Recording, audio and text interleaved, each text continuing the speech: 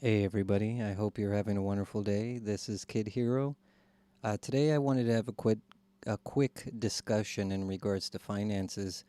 It's actually something that's really important that isn't discussed with a lot of students until they actually get older, and surprisingly, by the time it actually comes around, it's almost too late. One of the things that I kind of wanted to bring up was understanding the use of money, the responsibility of money, especially with working with mentees, working with youth either in school or perhaps you have your own kids, or perhaps you're a young adult or even a adult yourself. This is really a really important topic, especially after we take a look at this article that I wanted to share. And I almost wish that when I was younger and in school, that they would have discussed it even, at the junior high or even at elementary school level, because I think as far as our society or the way that we operate within the United States, we really don't.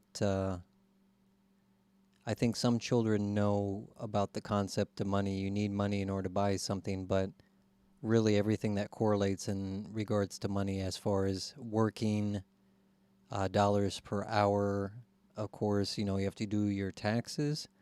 I think that would be something exceptionally helpful to teach kids either in high school, definitely, possibly junior high. And I think it intimidates a lot of people, which is why most people actually get their taxes done for them versus doing it themselves. Not there's not a whole lot to it, and again, this is just for educational purposes only. If you need any advice, go see your CPA or tax advisor in regards to anything. But as far as today's topic that I wanted to kind of show really quick, let's see. Let me turn that off. Sorry. Okay, here we go. 50% of working Americans say they live paycheck to paycheck, including 31% of those making 100,000 or more.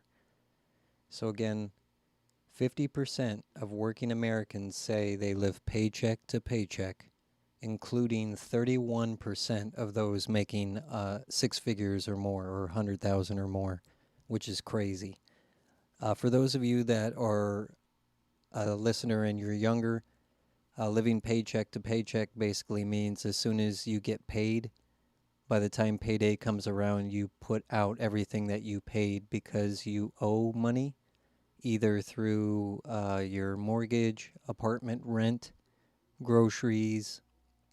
Maybe you have debt or credit card debt, and at the end of your paycheck, there's little money left. So that means living paycheck to paycheck. As soon as it's payday, you have to pay whoever you've paid, and then all of a sudden you have no money left, which is, again, if you're making six figures or more and living paycheck to paycheck, that's really, really surprising for most people. Excuse me. So, we're going to go ahead and take a look at this article. This article is actually from acorns.com. The article was purchased March 1st, 2022, and there were some statistics on here that I wanted to share with everyone. A recent Magnifying Money survey found 50% of Americans say they live paycheck to paycheck. We covered that part. Financial experts say you should track your cash flow. Tracking your cash flow, and again, we're going to keep this at the most basic level for those for the first time that they're hearing it. Your cash flow is basically where money goes in and then where your money goes out. So for most people, especially on a basic level, you don't really need to do anything overly complicated. You can just take a sheet of paper, and then it can say input on the left. You write your name in the center, and then output on the right. And then whatever your source is on the left-hand side, say if you have a part-time or full-time job, that will be the input or the cash flow coming in. If you have any sort of investments, And again, for those of you that are younger, you may not have any. And there's a lot of adults that don't have investments themselves, so maybe you won't be getting any per se money coming in from residual income interest or anything like that. The money going out could be any sort of expenditure. It could be for your rent, it could be for your car insurance, it could be for groceries, it could be for your fun money. Say if you're spending money on Netflix, it could be literally anything, buying those new video games, buying clothes, paying off credit cards or other debt. And the reason why they tell you to specifically do it this way, tracking your cash flow, is when you can see things on the big picture versus the smaller level. When it comes to saving and when it comes to spending your money, every penny counts. Making sure that you know where it's going, whether it's coming in or going out. And there's a lot of expenses that we don't realize. Perhaps, for example, if you have the PlayStation Network membership that you can be paying on either monthly or annual level. I believe the last time I paid for the PlayStation Network Pass for a year, it was roughly in between $45 and $62. If I haven't been playing PlayStation recently, that could be a savings of $62 every year. If I, even if I switch to Xbox, I don't play PlayStation anymore, or vice versa. If I don't play Xbox anymore and now I play PlayStation, it could be a good idea of saving money by canceling that membership that's always coming around. Those could also include, for if we take a look at the remote for my TV. Let me see if I can zoom this back in. Let's see, I gotta switch my camera view here. Sorry. I'm using two monitors and that's why it's a little bit crazy. Okay, so if we take a look at this, those are other examples. We have Prime Video, Disney Plus, Netflix, or for YouTube, there's YouTube Red, which I believe eliminates commercials. Again, all those different services have fees to them. And again, getting rid of those unneeded, unused service fees helps you save money. So writing down, where the money's coming in and where the money's going out helps you discover what you're spending your money on. And then it allows you to determine where you can eliminate the frivolous spending or the spending that you don't need to do, whether it's very small things like buying a candy bar, buying coffee. I enjoy my coffee, but again, it's not sponsored, by the way. Dunkin's not sponsored, but for me, Dunkin' provides the cheapest quality coffee that I prefer to drink versus there are other people that go to Starbucks, Scooters, and for a small or medium that can cost $4 to $6 versus a cup of this is $2.40. So it's kind of a compromise that I do for myself. That way I'm not spending unnecessary amounts of money on coffee. But again, things like that. If you're buying too much coffee, save yourself a little bit of money by making coffee at home. But let's go back to this article real quick. That way we can actually hopefully learn a few things. It may be a moment of great opportunity for those seeking work, but many of those currently working are still struggling. Half of working Americans say they are living paycheck to paycheck, according to a January Magnify Money survey. That includes 76 of those making less than $35,000 per year and 31% of those making $100,000 or more. Why is this important? 76,000 of those making $35,000 or less. Now, as far as what's considered the medium salary or average salary for Americans in general is roughly about 40K, 35 to 40K, and that's individually. Now, if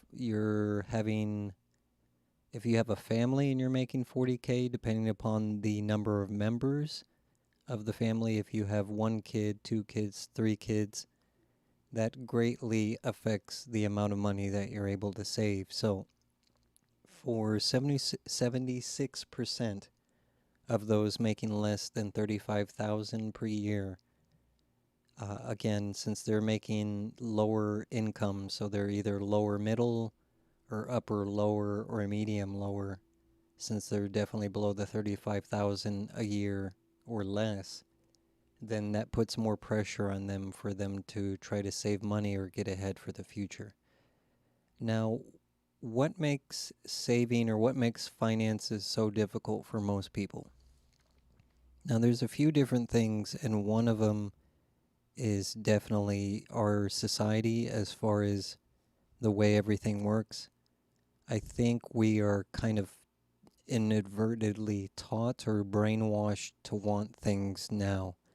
And the way that everything works, whether it's banks, we have credit cards, all these different incentives to buy now and pay later, whether it's 0% purchase at a department store.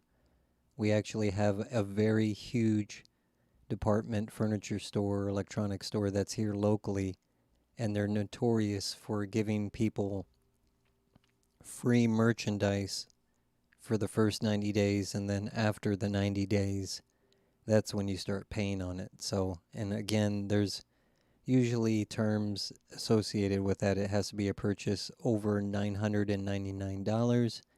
That way, for their internal, what's it called? Internal finance, they do like a store credit card kind of deal where it's not an actual bank, it is bank backed. However, it doesn't positively affect your credit. And if you miss a payment, then they report it to your credit bureau and it negatively affects your credit, but it will not positively affect your credit, unfortunately. We may get into that later, but let's go back to this. 31% making six figures or more. When a person lives paycheck to paycheck, expenses consume most of their salary, leaving little to no spare cash for saving or investing. That can mean they have trouble covering costs if something disrupts their regular income, like job loss or an emergency expense. I know for another statistic, I don't know if it's specifically on this article or not, but I know the majority of people have less than $1,000 in savings. So if they have any kind of emergency, whether it's a medical emergency in the family or for themselves, let's say they get hurt, you end up going to the hospital, and whatever savings you have, it completely wipes you out.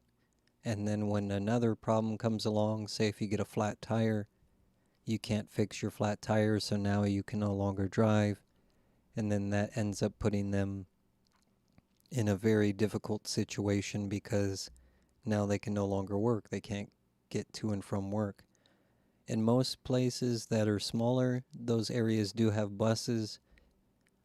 For those that live farther away, a bus may not be possible if you end up commuting extremely far away. Say if you live out of town and you commute to a bigger city, say if you live in the outskirts of town, the bus may not go out there. So being able to create a savings for yourself or learning that type of creating that behavior, creating that type of routine for yourself, especially when you're younger, definitely helps build the proper practice when you get older. And this is one of the things that, while I did learn it when I was younger, my mother made me save money in a piggy bank. I believe she helped me open up a bank account when I was in between 10 and 14. It was at a bank called Commercial Federal. They're now out of business. They were purchased by another bank, I believe Bank of the West. I don't bank with them, but I do remember opening up a bank account and uh, learning the basics of even balancing, a bank account or a checkbook was something that was extremely useful. And then understanding that banks occasionally provide interest on your money, which is how, every quarter or year you'll have, 5 cents, 6 cents, depending upon the rate of return. And again, the rate of return at that time is greatly different than it was now, but again, we're trying to get across the fundamentals. And for some people, you may already know this information and you might be thinking, well, this is extremely easy stuff. At the same time, there's a lot of people that don't know this, which is why I feel it's important to cover it. And if you're an adult, a teacher, a mentor, teaching this to a child early on, that way they have a better understanding of these tools, because I think it's really interesting and kind of crazy. As soon as you become 18, you have access to all these different tools that we're not necessarily preparing our students for. One of them being financial literacy, if you want to call it that. And the main reason why is, as soon as you become 18, if you're going to go to college, most students can take out either a subsidized or unsubsidized loan for like 100 grand, which is ridiculous because in most cases, some banks may or may not even allow you to take a loan for 100,000 on a house, but they'll allow you to take a loan for 100,000 on, a college degree, regardless of what the degree is. The argument could be specifically, well, you're going to go to school in hopes of making more money. At the same time, the counter argument to that would be, having a good degree does help, but it does not 100% guarantee that you'll get a job. So it's also important to choose the right type of degree if you're going to be going to school. And also that the assumption of the loan is that you're going, hopefully in your eyes, that you'll graduate. There are many students that take out the loan and then they end up dropping out of school. Well, what's the problem with that? Even if you don't take 100% of your education, even though it was paid for, they do expect you to pay 100% of that loan back. So regardless if you graduate or don't graduate, if you decide that it was a bad or raw deal going to the school, maybe you decided you didn't like the school after all, you hated the teacher, the program was uninteresting,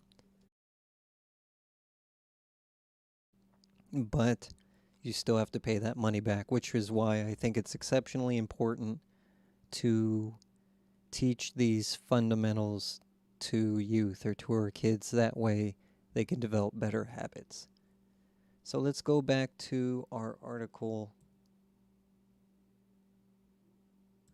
Unfortunately, it's quite common, says Anthony Santoro, a wealth management advisor. The average American tends to spend more money than they make. And again, that's living paycheck to paycheck, is spending more money than you make. So he recommends starting by getting a detailed look at your spending, understanding the cash flow sheet, money coming in, you're in the center, money going out. A lot of major credit card issuers out there, they actually give you a pie chart where your spending was allocated. Let me see if I can draw something real quick. This will be a very impromptu. Hopefully this pen works.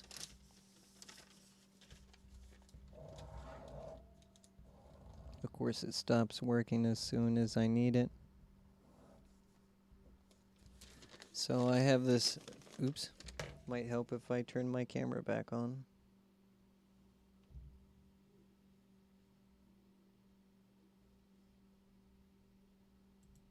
Okay.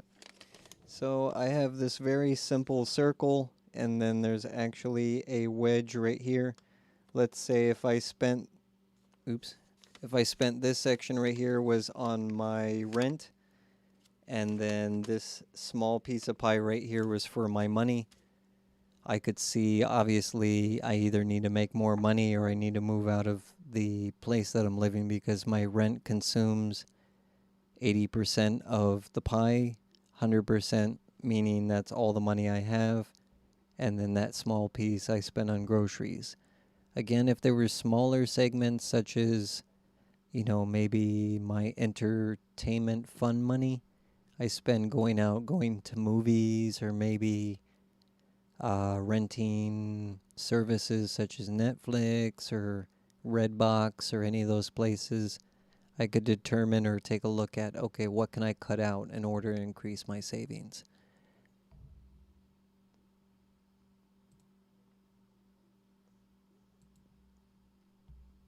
Okay.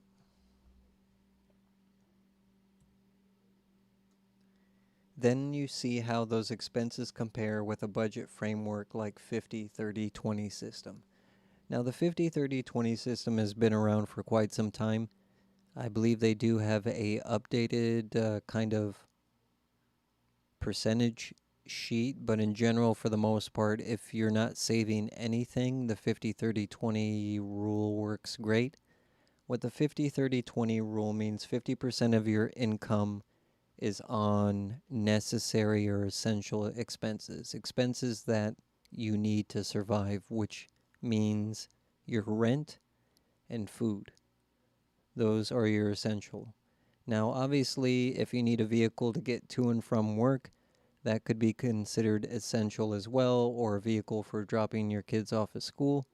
But at the same time, essential expenses does not mean going out to buy a BMW or a Mercedes or a fancy car that's beyond your expenses. Get something that you know that won't break down, but don't get something that you're going to have to pay off over a period of, 5, 10 years, or will cost an absorbent amount of money.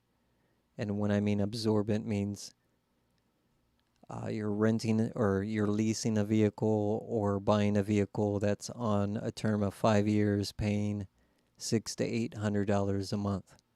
So that's, in most cases, that's almost half to 3/4 of what your rent may be, depending upon your situation. I know the cheapest rent that I've seen in my area, and we're talking like the really cheap rent, is roughly $700 or $800 a month. For the more expensive, if you're wanting, top tier house in the premium area, you can expect 2 to 3 grand, and that's not counting if you just recently bought a house and then your mortgage payment. It could be more, it could be less. But making sure that you're in a situation to where your monthly payments are important, but also understanding what's the total amount that you're going to be paying. Because you still could technically be paying the same amount and just have a lower monthly payment. It's more so, okay, what is the interest rate? What is the total amount? What is the monthly payment? Asking these questions can help you avoid getting into unnecessary debt.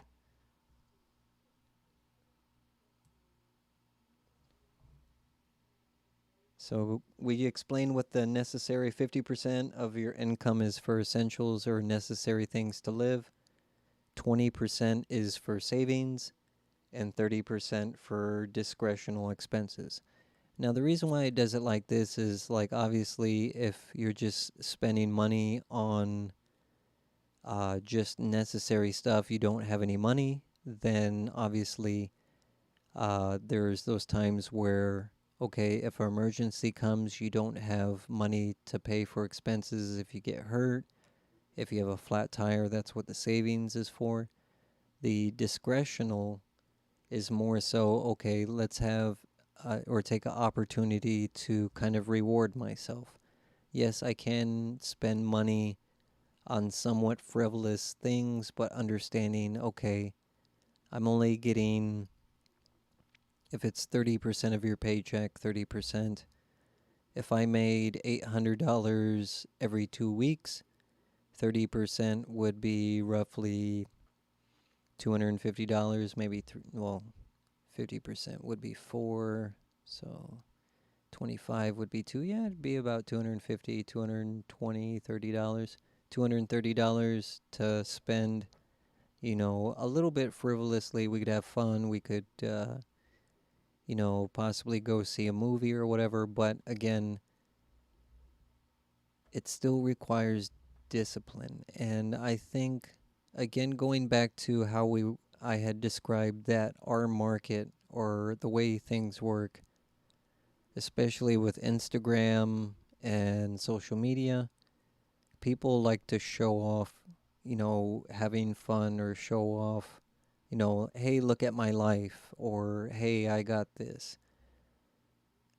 I think one of the best and worst things within America is uh, advertising and marketing is an extremely powerful and useful tool.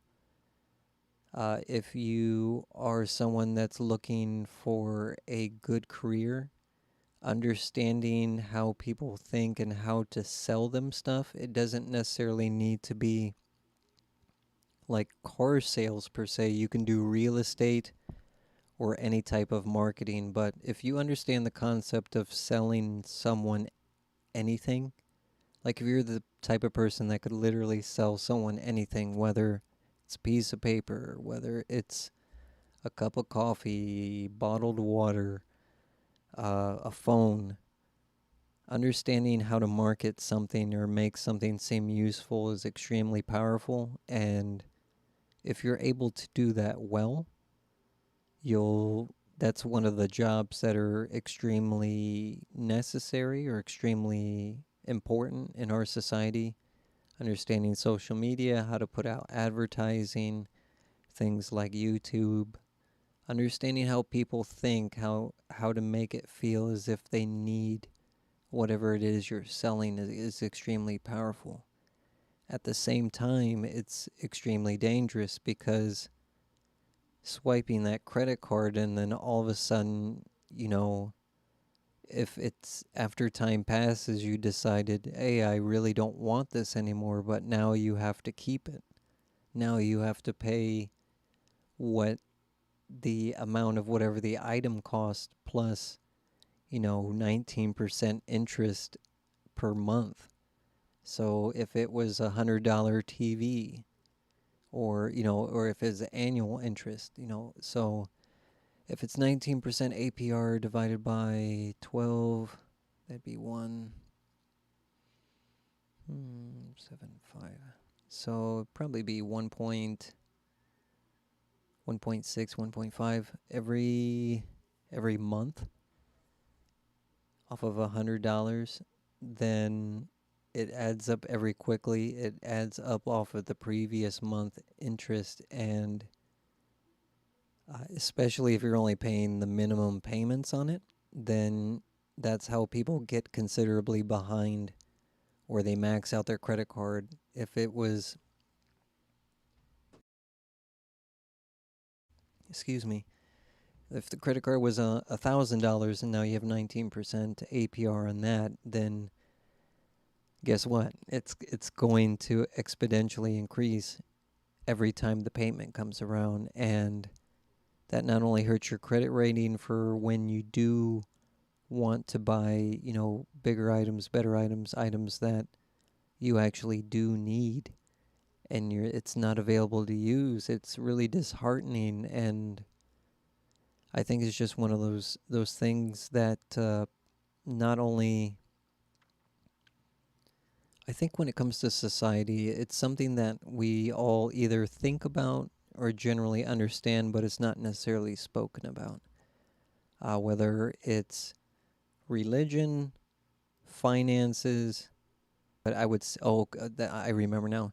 It's finances, religion, and politics. Those are the three like things that people do not like to discuss in public. And if they do, then it typically ends in some sort of argument or fight. And I think it's one of those things that general we all understand, and I think people have the habit of attacking others versus attacking ideas. I think it should be, we should be able to sit down and have a conversation regardless if we agree or disagree, and be able to discuss anything. It's not me disrespecting you, it's me not understanding a certain point of view. And it allows me to ask the other person a question. They can educate me on it because I'm unfamiliar about whatever the subject is. It helps me to get a little bit more understanding to either understand where they're coming from or what their experience was like. And then, regardless if I agree or disagree, we can still be we can still be okay. We can still have a conversation. We can still be civil, be around each other, regardless if we agree or disagree. And I think those three things, the finances, religion, and politics, I think in general, a lot of people feel very uncomfortable discussing it with another person.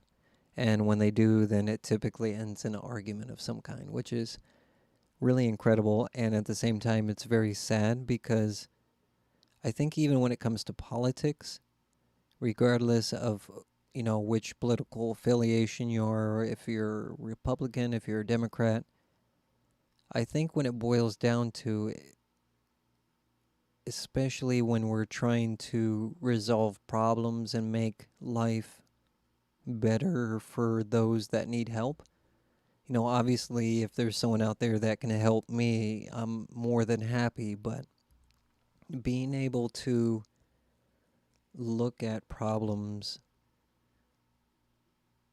that are more serious than the problems that I have, or look at problems that may help those that can't help themselves.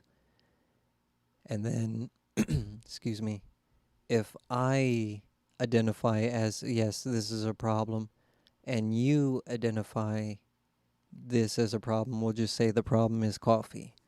We'll keep it in the most simple of terms. That way, we're not triggering anyone.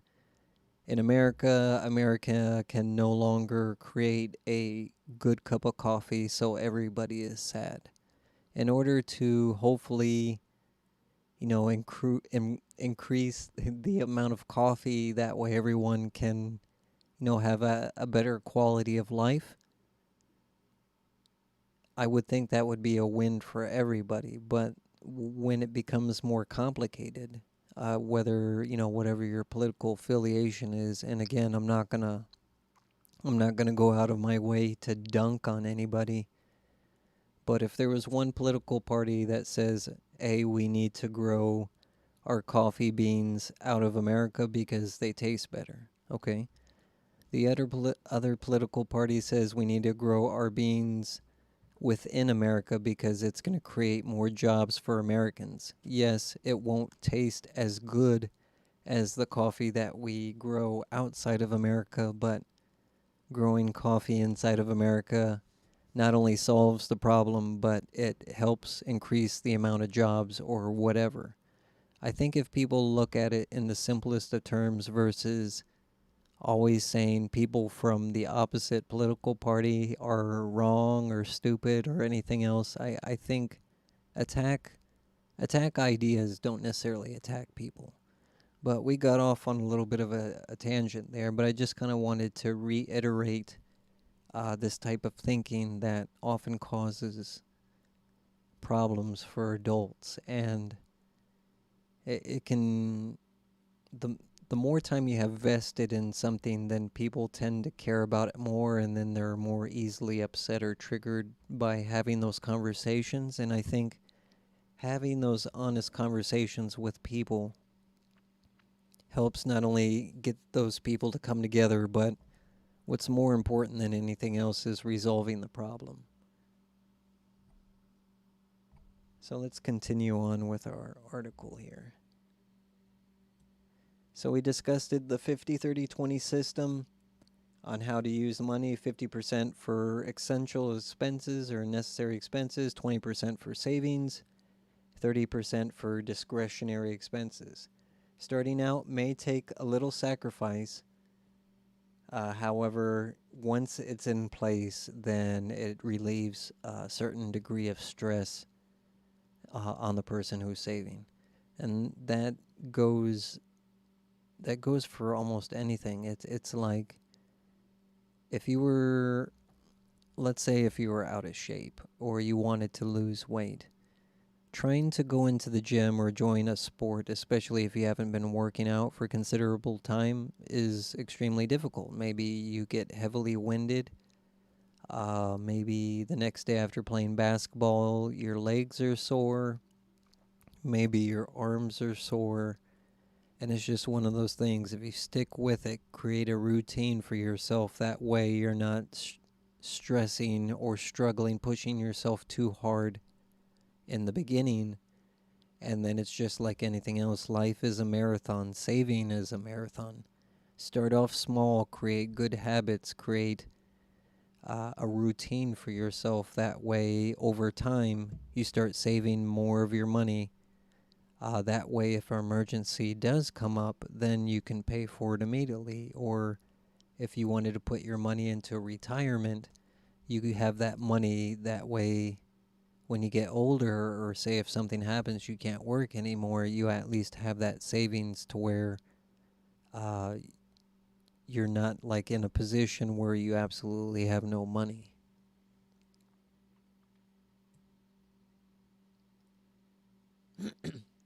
But by determining where your money is going, you can figure out what kind of changes you need to make in order to get help ahead. One of the things it says is pay yourself first.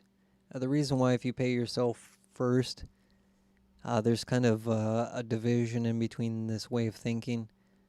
If you don't have any savings whatsoever, paying yourself first definitely helps out with you at least saving money. The reason why is, say if you owe someone $100, if I owe Timmy down the street $100 and I don't have $100, if I at least give Timmy something, Timmy may be upset, but half of nothing is still nothing. But if I have $40, I save $10, I give Timmy my $30. Now I owe Timmy $70 and I have $10. So if you're at least saving something, meaning paying yourself first, that way you can at least do something actionable with the money, saving the money,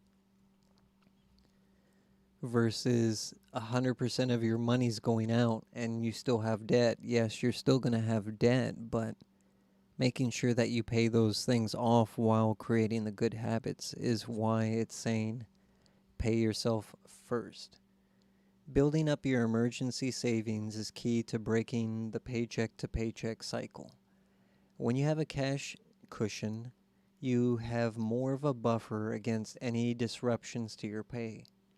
And the disruptions are, again, if you get fired, if you get hurt, get laid off, maybe something uncertain happens, like with the current or starting early on in the epidemic. A lot was uncertain. Again, people at first weren't spending, they were spending a lot of money on like toilet paper and things like that, but it came to a point where some people had lost their jobs and they weren't sure, when they would work. Certain jobs were cut. People weren't going out to restaurants. They weren't eating as much because some were closed or the customers weren't coming out. So restaurant personnel got laid off or fired. Those individuals, now they're unemployed and they have to think of where to get money. That's why the savings is important. We're not going to watch that video. It's basically a summary of it. I'll put a link in the description if you want to take a closer look at this, but I just really wanted to focus on some of these key points right here. The opportunity is there if you want to take it. And this actually comes back to one of the rules that I teach my mentees. I think for the most part it holds true in at least 95% of the cases. And that quote is, you always spend your money and or time on the things that you decide what is most important or think what is most important. So if my hobby And again, I'm not picking on anyone, I'm not dunking on anyone. There used to be a time where I would hardcore play video games, and I love video games. I absolutely love video games. When I was younger, I used to work at a furniture store, and my routine, I was huge in World of Warcraft. I don't play World of Warcraft anymore, but very huge.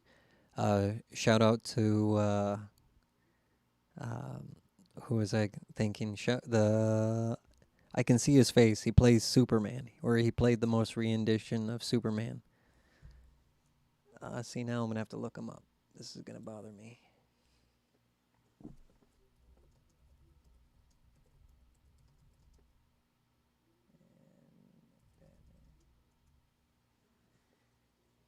Henry Cavill. Shout out to Henry Cavill. Henry Cavill is a hardcore World of Warcraft player, like hardcore. Like him playing. Let me look this up. World.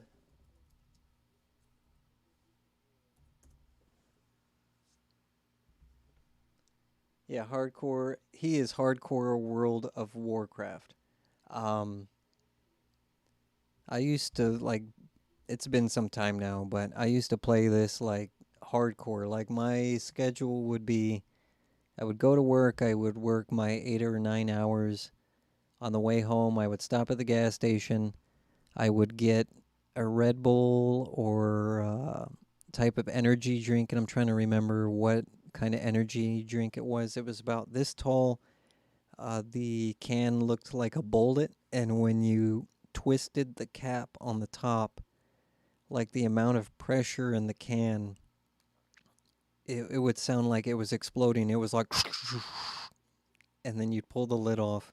It was a blue can, and if I find out what it is, it's so hilariously embarrassing because for a time I was doing this for quite a while, where work 8 9 hours, stop at the gas station, either buy food or snacks, energy drink, and I would sit down at my desk and I would play World of Warcraft nonstop. I mean, like, I would stop to use the bathroom, stop to get something, to eat, but I would be sitting I would be sitting in my chair. I'd either be I'd be classically, if you've ever seen the South Park Warcraft, where they're leaning back in the chair, playing like that, or I would have the mouse. Here, let me unbutton my jacket. I would play the mouse on my chest. Here, let me move this mic out of the way.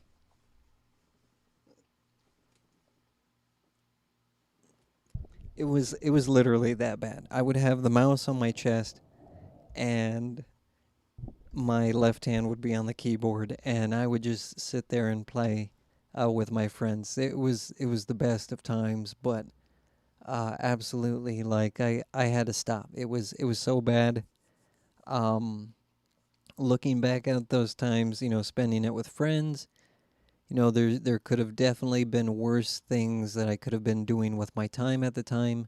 However, never again. And the reason why is, this was a time before, Twitch or before YouTube. People weren't making money on, playing video games or anything like that. So it was just one of those things. It didn't result, or it wouldn't result in anything that would help me long term. And while I still do love video games, I have to, occasionally check myself, because there's times when you sit down and you play a really good video game. Think about, whatever video game that you love the most out of, everything else. Any game that you could pick up, it didn't matter how many times you played it, it didn't matter how many times you beat it. However, when you turned on the game, you sat down at the chair, you picked up your controller or the keyboard, and it's basically a time sink. And I'm not saying that, students or kids shouldn't play it, because we're now in a time with video games and esports becoming popular to where they're doing it at a college or high school level, students can get scholarships for it. They can make a job out of it. Join, actual national team, League of Legends, Fortnite, um, any competitive game. They can actually, make a type of, a routine or make a career off of it. At the time, when I was gaming, esports, it was there, but everything was on a small level. You had to actually be there. Internet wasn't quite fast enough for the average person to, play stuff online. Stuff was still too slow, or the local uh, the local events were always big. I remember, before E3 was huge. Now, there's a lot of other things going on, and a lot of people kind of laugh at E3 just because it's not as cool as what it used to be.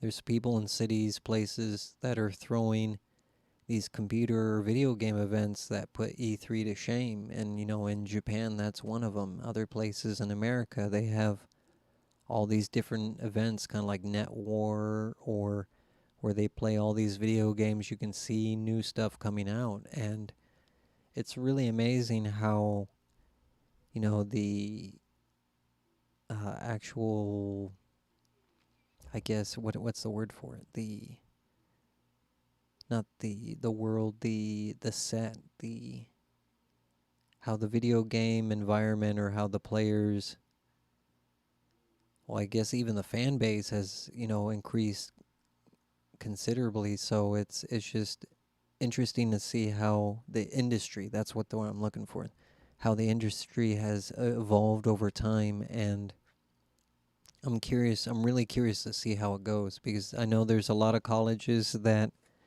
are handing out scholarships even for League of Legends. I may actually have to contact one of my I used to partner with Meta Solare, or Meta Solari. He's a YouTuber that plays League of Legends. He plays Udyr. He's a Udyr main, master challenger tier Udyr main, and he's a very nice guy. I may actually have to contact him and bring him on the channel. I'm kind of curious to see what kind of games that I want to play, because, given the type of games I do want to, discuss gaming, but I think doing a combination in between gaming and then having, at least some good solid advice to provide to people, I think would provide the most value to not only the current subscribers, but also anyone in the future that may come across and want to listen to, possibly some of the things that I might be talking about. But with that being said, let's go ahead and take a look at the rest of this article, and we will wrap things up.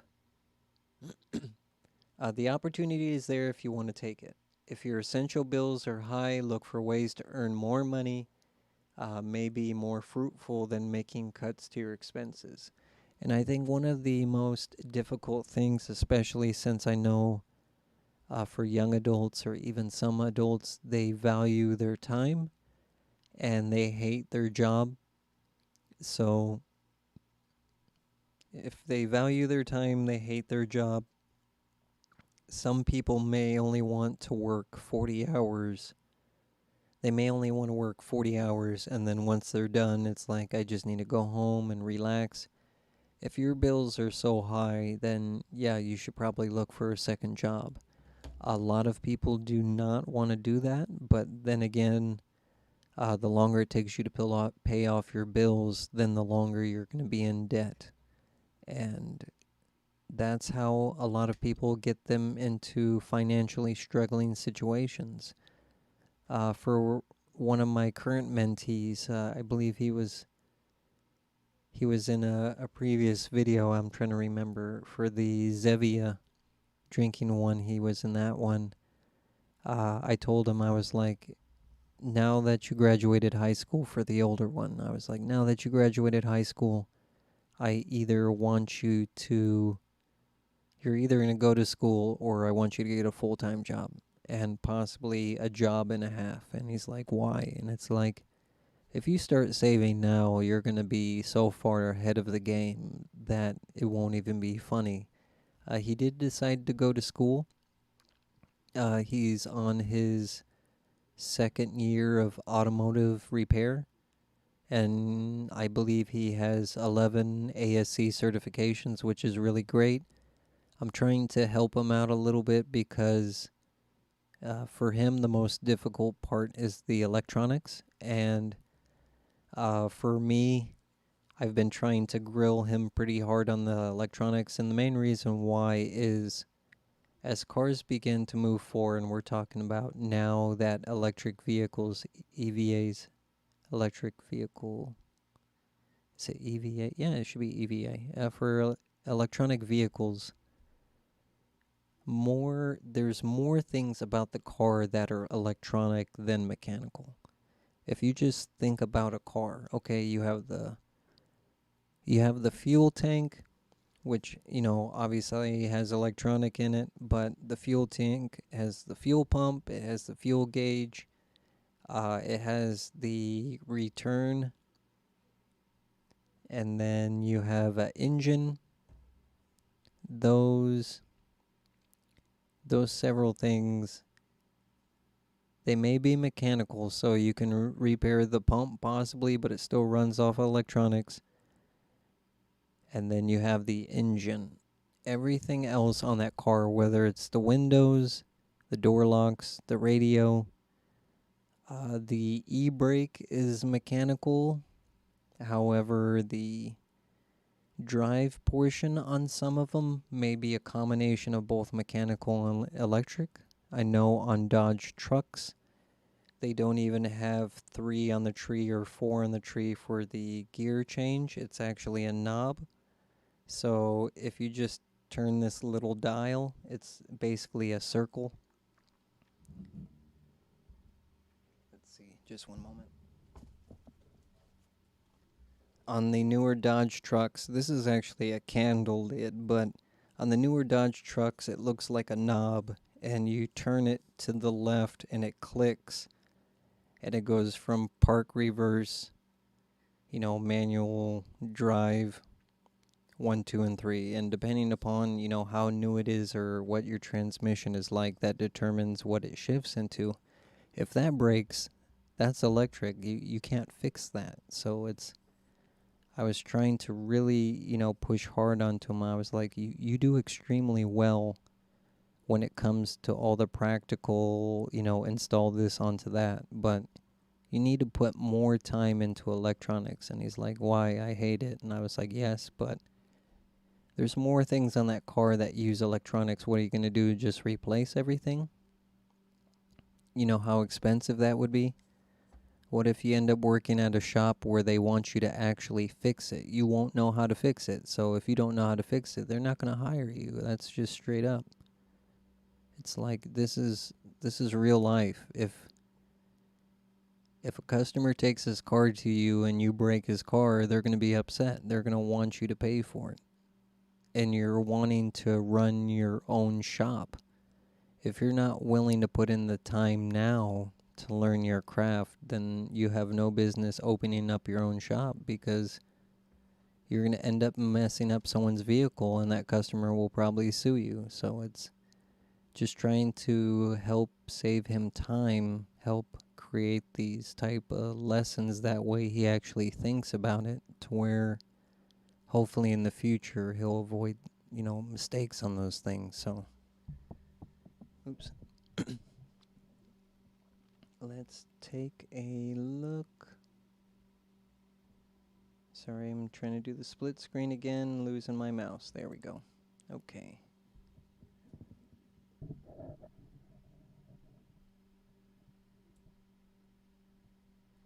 There are also side hustles of every type of skill, including proofreading, dog walking, renting out your stuff, and more. Sometimes all it takes to get started is a phone an internet connection, and 30 minutes of your time here and there. I think that's really important to acknowledge. I try not to use the word hustle, but in general, a lot of people use it like a seasonal job or a job that you do when you feel like it. I think it's used in a negative context as well, but I think when you have very little time, it becomes understandable to use it as a recreational or a very low commitment way of making money, whether it's selling things on eBay, Craigslist, Facebook Marketplace. Like it had mentioned, proofreading papers. If you're close to a college or university, you could proofread a student's paper or, help. And I say help them. Do not write a paper for someone else. Don't get yourself in trouble, especially if, you go to the same school. But you can definitely proofread people's papers. And I used to know guys who would do that. That's shame on them. They made money doing it, but shame on them. Uh, Walking dogs, dog sitting, depending upon if you know the people that you're dog sitting. Obviously, if you're just doing it for the sake of doing it, I probably wouldn't bring in a stranger's dog, especially if it was someone that you don't know if the dog is friendly or not. Making sure that it has its shots and everything, making sure that it doesn't have fleas. That way, if you have other animals, it can be a real problem. But doing some of these side hustles or, a very recreational job, Uber, any of those things can definitely assist you in bringing in more money. If you can put in a couple hours and do the hard work, the opportunity is there if you want to take it. And that goes back to what I was saying. If it's important to you, you're always going to spend your money and your time on the things that are most important to you. It's extremely hard to start off initially, but it's one of those things. Start small, create a habit of or a routine of doing things. Saving even $1 is better than saving nothing. Try to challenge yourself, get where you need to be, and I think without making this overly preachy, if you have a child or a student that you're working at, a fundamentally good thing to teach them is delayed gratification. Like if you were to offer them two things. Let's see. So, say if I pulled out my wallet, I have $1 in this hand, I have $5 in this hand. And you can say to the child, or maybe the child comes to you and says, I want a candy bar. Please give me money. I want to buy whatever candy bar. So you pull out a $1 bill and a $5 bill. You tell the child, okay, if you want the candy bar, I can either give you $1 now, which will only buy you one candy bar. And again, candy's gone up so much that, possibly $1 may not even be enough to buy a candy bar where you go. Or if you're willing to wait till next week, 2 weeks from now, I'll give you $5, which means you can buy 5 candy bars, or whatever the equivalent would be for 5 candy bars. Trying to show, okay, really sit down and think. And again, for a child, they still may take the $1, but even if you made it into a smaller spurt, okay, I'll give you $1 today for a candy bar, or if you wait until tomorrow, I'll give you $2 for 2 candy bars, or wait till day 3 for $2. When you start to make it in a shorter term, then it may be something that if the student is or the child is old enough to logically associate with, okay, how much time will pass and I'll get how much money. In some cases, this child may still take the $1 today over $2 tomorrow, but I find that if you put it in that type of, situation of what if, that the child may be more likely to wait. It's like, okay, I don't buy you the candy bar today, but, or I won't buy you this video game today versus, anything else, or exchanging, whether it's chores, okay, if you cut the grass however many times, or if you clean the house however many times, I will do X. Having that relation of them working towards something to understand what the routine of having a job is. There's going to be days where, cutting the grass won't be too bad until it's 105 degrees outside, and then it's extremely hot and uncomfortable, okay? Now, the child doesn't want to be outside in the 105 degrees cutting the grass, so it's okay, what's the alternative? I have to wait either very early morning, which I don't want to wake up, or if I don't cut it, then I have to go back out and cut the grass again when it's 105 degrees. What is the opportunity cost, which is another thing that we'll talk about? But hopefully today's discussion was useful. If you found it useful, or possibly if you learned anything from it, I will copy this link and put it into the description of the video. That way, if you wanted to, read this yourself, or possibly teach it to someone else that you may, uh, whether it's your child, if it's, a child at school, a mentee, a student, teaching these kind of concepts, as well as, understanding what is at risk of having bad habits, the idea of wanting everything now, as far as our society, the consumer society or customer society, credit card, the dangers of credit cards, not being able to save money, the event of what may happen, what will happen if I can't work, I get hurt, some sort of crisis breaks out and I get laid off or I get fired for whatever reason, then I still have these responsibilities. The world keeps moving even if I don't have a job. And it's very sad when people get in these types of situations. But at the same time, as adults, we have to prepare ourselves for just in case anything happens. But let me know what you think. Please hit the like button if you found this useful. Leave a comment down in the comment section. I do read all my comments. I hope everyone is having a wonderful week, and I do plan on playing some video games too. I want to get back into creating all those interesting videos, so I will do some editing, and I plan to do some video games. But for the time being, I hope everyone is well, and I will see everyone next time. Have a good day.